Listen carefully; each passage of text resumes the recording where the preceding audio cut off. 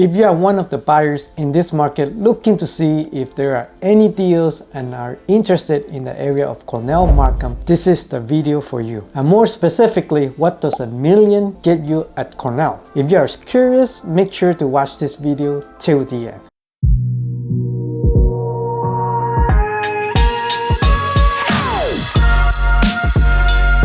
Located in east of Markham, the Cornell community is bordered by Resort Road, Donald Cousins Parkway, 9th Line, and Highway 407. Cornell was created in the 1990s as a planned neighborhood, in contrast to many other Markham developments. Townhomes, semi-detached and detached residences with garage at the back make up the majority of the inventory of homes. In order to prevent suburban sprawl and provide a walkable neighborhood, amenities were positioned in the middle. Great elementary schools, secondary schools, elementary special programs, and secondary special programs are all available at Cornell. Cornell is served by 8 public schools and 5 Catholic schools. Local school provides specialized programs like French immersion and advanced placement. This pocket in Cornell, since it has just started developing since the 1990s, is a rather new community, and they are dominated by 33% in Chinese, and the rest are pretty diverse in East India at 11%, Canadian at 10%, English at 9%, and Scottish at 8%. Home types, like I said before, are mostly freehold detached houses, semi-detached homes, and townhouses. It has only 1% of condominiums in this area, but I'm starting to see new developments. Let me walk you through a scenario while I'm helping a client find a freehold townhouse in Cornell, Markham.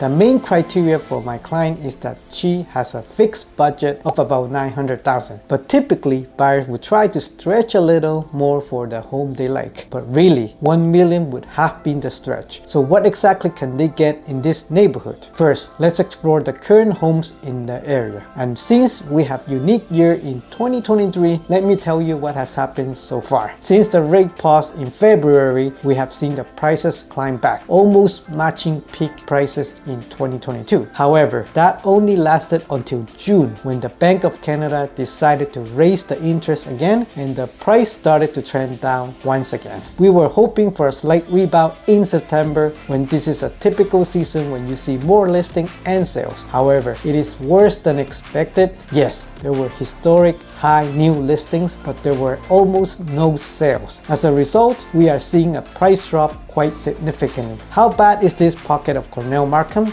Let's take a look. Let's start the search of freehold townhouses in Cornell as the main analysis and look at it from January of 2023 up until the recording of this video on October 22nd, 2023. I'll show you the entire analysis of how I arrive at the numbers, and if you like the analysis and you enjoy the content, make sure you give it a like on the video and consider subscribing to the channel. I have been noticing that a large number of viewers are not subscribed to the channel, so I greatly appreciate you doing that to support me in creating videos such as this. So here we started searching for your region in Markham, Cornell, data from January of 2023 up until the recording of this time of October 22nd of 2023, and we are looking at only freehold townhouses. So we have 182 count total. Here's a quick glance of the list. Starting from 1 here all the way through, we see 182 transactions. So that include all the terminations, like new listings, suspension, expires, and the amount of sold, all included in this 182 listings. So taking a look at the averages, here you see Cornell at 182 listings, and out of that, one of the listings where deal fell through, and there's one that is expired. There are currently 13 new listings and 1 price change, and 2 are sold conditionally, and the amount of sold property were 104 out of the 182, which is not a great percentage. Here we have the termination of 50, and we have suspension for 10 listings that were suspended. I will go through the termination and the suspension. So we have total of the 60 that I mentioned earlier. And let's quickly sort it out, and let's start from the beginning of the year. In January of 2023, we started for a few suspended transactions. This is quite normal in a month, like we're talking about 3 transactions only. And in February we have only like about 1 termination, and in March we have only couple terminated, and then in April we have only like about 3, including 1 suspension. And in April was actually less. There were only 2 listings that were terminated and suspended. May, when we started to ramp up this counts, so we have like about 9 listings that were terminated and suspended. It's quite a difference between January through May. As you can see, starting from June, we have been ramping up like more than 8 or 9 listings that were terminated or suspended. And then in July, same story. We have actually quite more, as you can see here. And then in August, we have a little bit less, but still more from the beginning of the year. In September, we have quite a few here, as you can see. October. So the main story here, since the beginning of the year, it was quite less on the suspended or terminations. The reason is that the interest rate was paused. There was a price increase during those periods, and since June the interest rate announcement for another rate hike, and we have seen like terminated or the suspension listing are ramping up. So that kind of tell you the story. Even there are a lot of terminated listings, this doesn't always mean that they are not selling. In fact, some listing may be relisted if the seller is not satisfied with the price by the offer date and could still end up selling the second time. So let's start looking at the sold data in this Cornell Markham. As you recall, we started from January until October 22nd of 2023, and we are only looking for the sold. As you recall, we have 104 sold listings out of the 182. Let's sort that by the sold date all the way from start of the year. So here I want you to focus on some of the main column so we can do the comparison. Here is the listing price, and this is the sold price. And here, as you can see, the status is sold. Here we are focusing in the sold date. Another thing that you might want to pay attention to is the number of bedrooms. You can also take note on the square footage of the house. If the square footage is under 1500 like this one, the price usually goes down because of the size of the unit. In January, we see little activities since it is the winter, which typically happens. So we have only 4 listings that were sold. Starting from the January of 19, we have one that has a 4-bedroom with the largest unit size just under 2500 square feet and was listed for 1.19 million and sold for 1.287,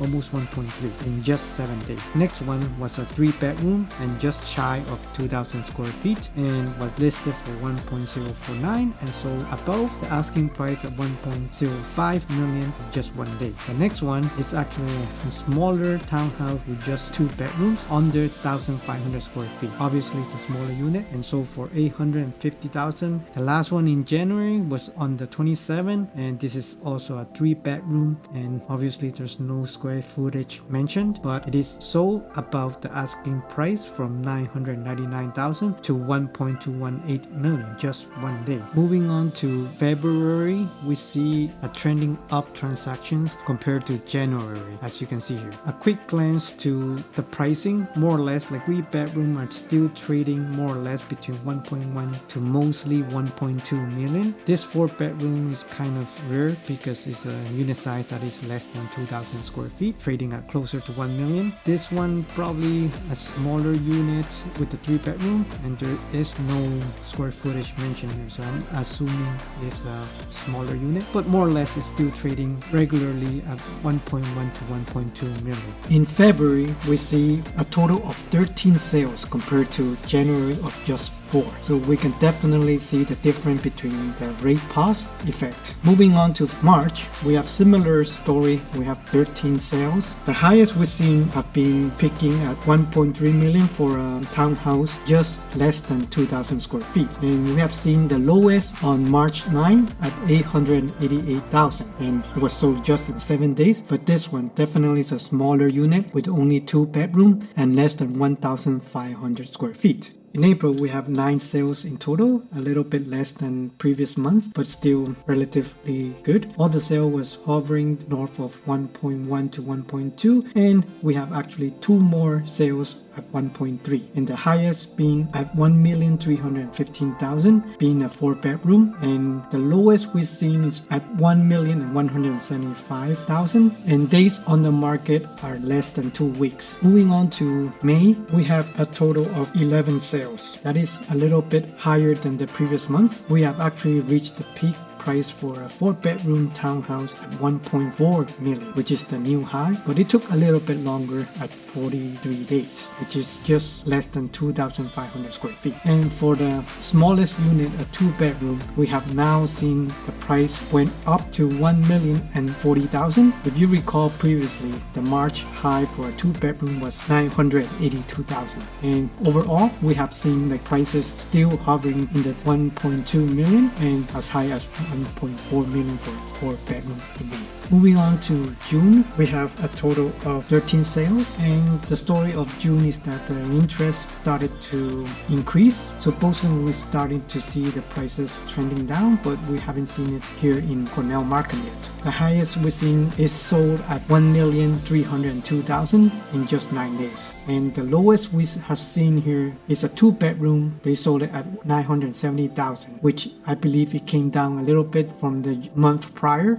Moving on to July, we have taken a little bit more effect of the rate increase. We have total of 11 sales, little less than previous month, but we have witnessed the longer days on the market, some at even 45 days, 41 days. Despite the rate increase, we have 3 units that were sold above 1.3 million. The highest one we have with the 4-bedroom is 1,412,000, and it was sold just in 4 days. The lowest one we have is a 2-bedroom unit that is sold at 920,000 in just 5 days. It went down from 970 compared to prior month. We definitely witnessed the effect of the rate increase during July. In August, we have actually a total of 14 sales, surprisingly being the highest in the year so far. And we have 2 4-bedrooms that sold under 1.3 million. One at 1,270,000 and the other 1,248,000. However, there is one 4-bedroom unit just less than 2,500 square feet were sold at 1,420,000, and surprisingly this is the highest we have seen so far in 2023. So this is the peak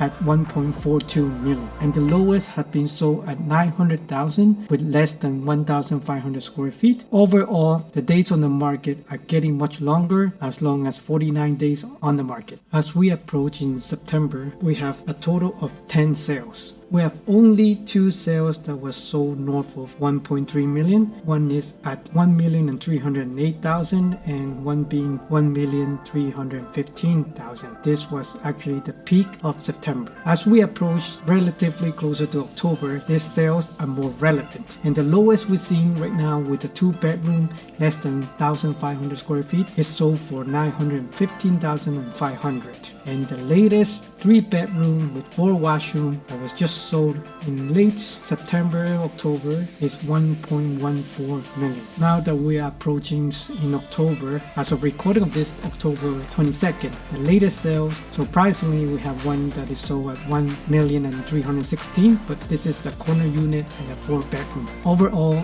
I think the Cornell market is very resilient. The sellers don't want to sell for less, still having relatively high demand. As I'm helping a client to bid for a house, I have seen multiple offers with 5 offers now. It was just happened last weekend, to give you an update on the market in Cornell, Markham. In conclusion, if you are interested in a freehold townhouse in Cornell, Markham, based on the most recent sale data as of today, the lowest price of a 3-bedroom, less than 2,500 square feet townhouse is about 1.1 million. Due to the current interest situation, prices continue continue to be stressed, but using the average throughout the year, I would say that it would be maybe 10,000 to 20,000 less than the last sale. Sellers are still holding on to the prices, and we have seen prices as high as 1.4 million for 4-bedroom from the peak and about 1.3 million for a 3-bedroom townhouse from the peak. If you think about it, it is still a 14% drop from the peak.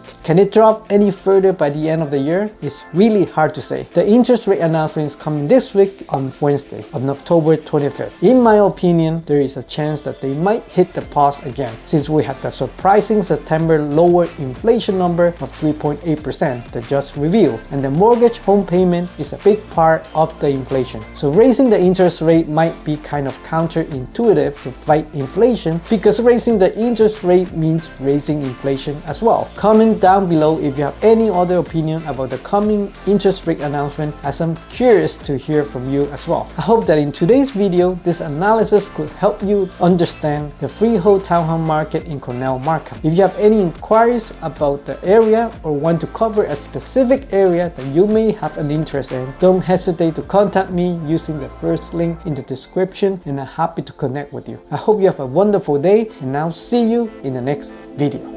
Bye.